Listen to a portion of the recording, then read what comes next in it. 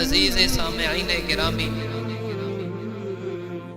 اس پرفتن حالات کے اندر جو فتنے جنم لے رہے ہیں، ایک ایک لمحہ، ایک ایک آن، ایک ایک گھڑی گناہوں سے تر ہوتی جا رہی ہے۔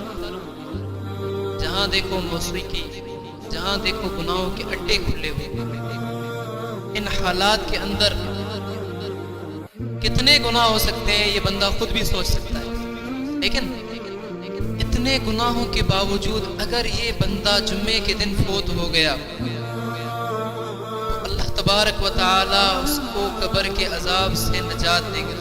حتیٰ کہ بہت سارے واقعات ہیں کہ حضرت ابو ہریرہ رضی اللہ عنہ سے روایت ہے، فرماتے ہیں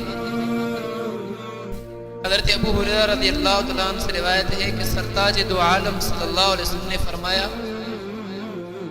ان دنوں کا جن میں آفتاب طلوع ہوتا ہے سب سے بہتر دن جسے اگر کوئی بندہ مومن پالے اور اس جمعہ ہے، اور وہ جمعہ ہے۔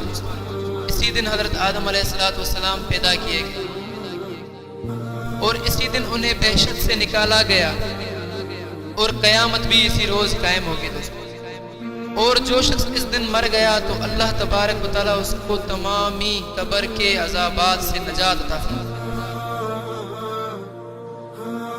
تو یہ اتنا زبردست دن ہے دوستوں کہ حضرت آدم علیہ السلام کی پیدائش کا دن ہونے کی وجہ سے جمعے کی دن کی فضیلت تو ظاہر ہے، لیکن سوال یہ ہوتا ہے جنت سے نکلنے کے دن ہونے کی وجہ سے جمعے کی فضیلت اس کے لیے یہ کیسے ممکن ہے؟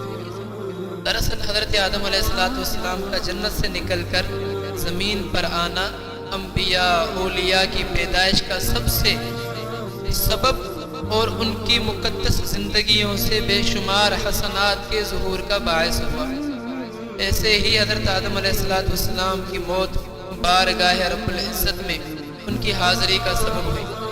اسی طرح قیامت کا قائم ہونا جنت میں داخل ہونے کا سبب ہے، اس میں پرہیزگاروں اور نیکوکاروں سے اللہ تعالیٰ کے کیے ہوئے وعدے ظاہر ہوں گے۔ ابن مسیب کا قول ہے کہ اللہ تعالیٰ کے نزدیک جمعہ نفل حج سے زیادہ محبوب ہے دوستوں۔